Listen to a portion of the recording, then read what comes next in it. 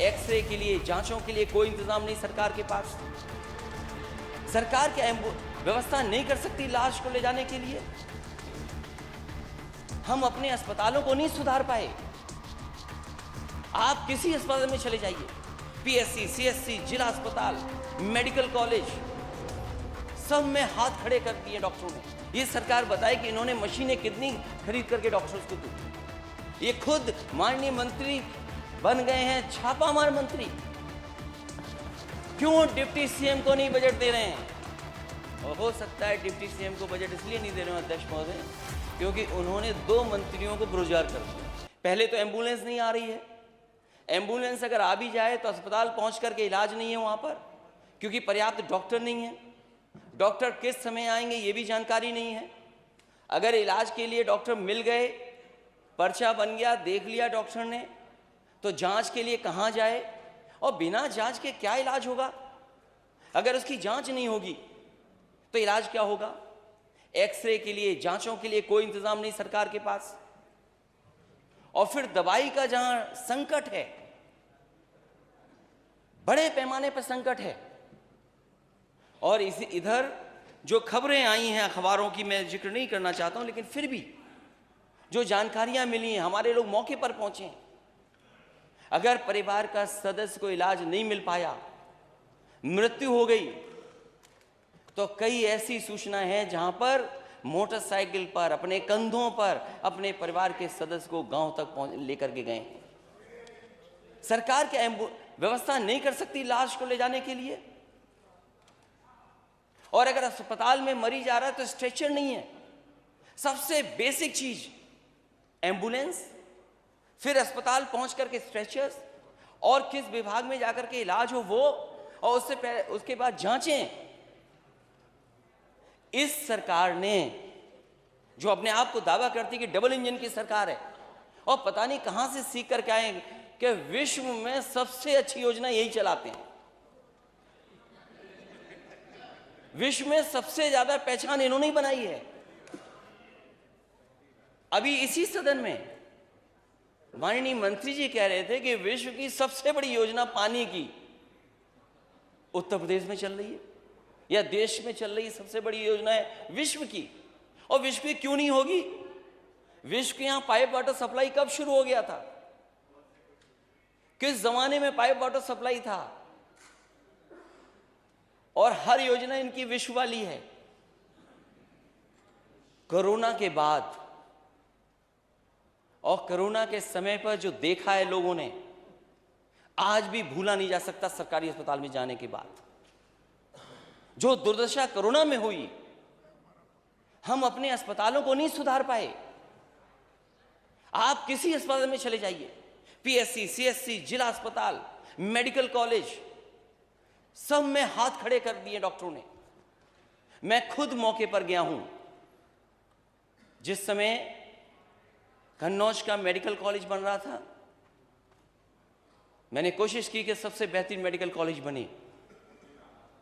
वहां 2 विभाग, मैं खुद आंखों से गया, मैंने कहा देखूं वे विभाग शुरू हो गए कि नहीं शुरू हो गए।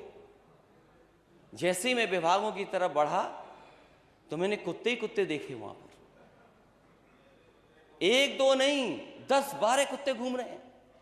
कार्डियोलॉजी डिपार्टमेंट में ताला है, आपके कैंसर डिपार्टमेंट में ताला है, दोनों में ताला है। दवाई है नहीं, मशीनें नहीं है। और जो इंस्टीट्यूशंस हमारी खड़ी की गई, पुरानी सरकारों ने भी बहुत कोशिश करके जो इंस्टीट्यूशंस खड़ी की हैं, अगर हम सबसे प्रीमियम इंस्टीट्यूशन को अपना माने पीजीआई, आप किसी विभाग में किसी डॉक्टर से पूछ लीजिए, जिन मशीनों में, जिस लैबों में आपको काम करने का मौका मिल रहा है, क्या वो मशीनें ऑब्सलीट हो गई हैं कि नहीं हो गई हैं? ये सरकार बताए कि इन्होंने मशीनें कितनी खरीद करके डॉक्टर्स को दे दी। ठेले पे जा रहा है मरीज, ऑटो में जा रहा है मरीज, बैलगाड़ी में मरीज जा रहा है, आपकी एम्बुलेंस कहां है? और कंधे पे लाश जाना, मोटरसाइकिल पे लाश जाना, ये कहां की तस्वीरें हैं? ये विश्व तस्वीरें देखेगा तो कहां जाएंगे आप? जिस दिन गोंडा की घटना, ये कस्टोडियल डेथ की हुई थी, ये नवाबगंज थाने की जिस दिन घटना हुई है, उसी दिन गोंडा में एक नर्स ने एक गर्भवती माँ जिसने बच्चे को जन्म दिया, बोतल चढ़ रही थी, गलत इंजेक्शन लगा दिया, उस माँ की उसी समय जान चली गई। क्या मेडिकल नेग्लिजेंस की वजह से जानें नहीं जा रही? क्या मेडिकल नेग्लिजेंस की वजह से लोगों की किडनियां नहीं खराब हो रही हैं? ये सरकार जो दावा करती है कि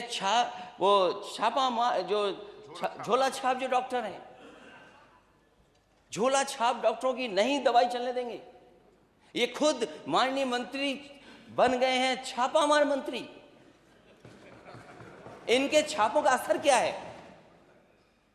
इनके छापों का असर क्या है? एक बच्चे को, एक माँ जो एक गोंडा के अस्पताल में एडमिट थी, जाने कहां से जानवर आया, किसके कारण उसको नोच लिया गया, जिससे जान चली गई। जब पत्रकारों ने हंगामा किया, शोर किया, सवाल पूछा, इनके पास, माननीय मंत्री जी के पास जवाब नहीं था। पता नहीं कान में क्या कह दिया, कान में कुछ कह दिया।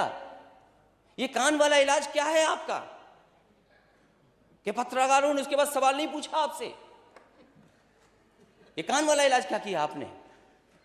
और जहां जहां छापे मारे हैं, आपके जाने के बाद क्या तस्वीर बदल गई है, कभी माननीय मंत्री जी ने सोचा है?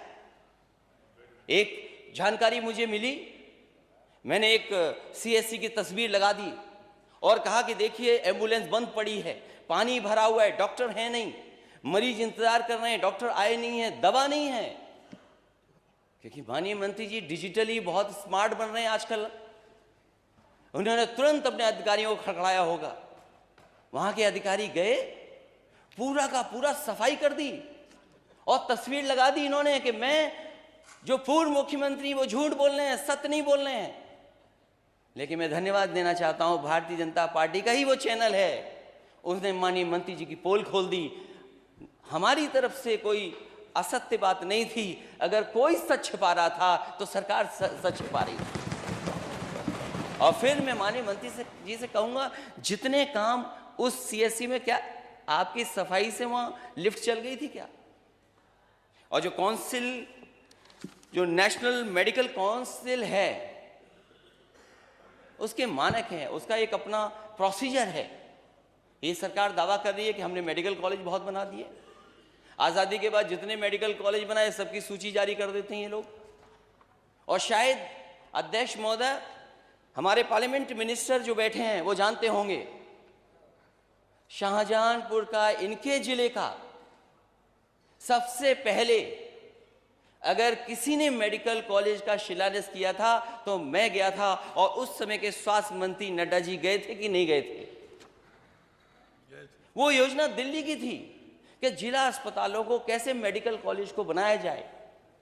मैंने पिछली बार भी सुझाव दिया था और फिर देता हूं मैं सुझाव। अगर आप पे बजट की कमी है तो आप स्वीकार क्यों नहीं कर रहे हैं नेता सदन? अगर बजट की कमी है तो नेता सदन स्वीकार क्यों नहीं कर रहे?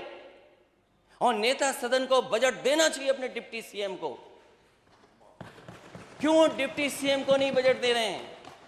और हो सकता है डिप्टी सीएम को बजट इसलिए नहीं दे रहे हो अध्यक्ष महोदय, क्योंकि उन्होंने 2 मंत्रियों को बेरोजगार कर दिया। ये विभाग 2 लोगों के पास था, क्योंकि वो डिप्टी सीएम बन गए, तो 2 मंत्रियों को बेरोजगार कर दिया इन्होंने। एक तो है ना,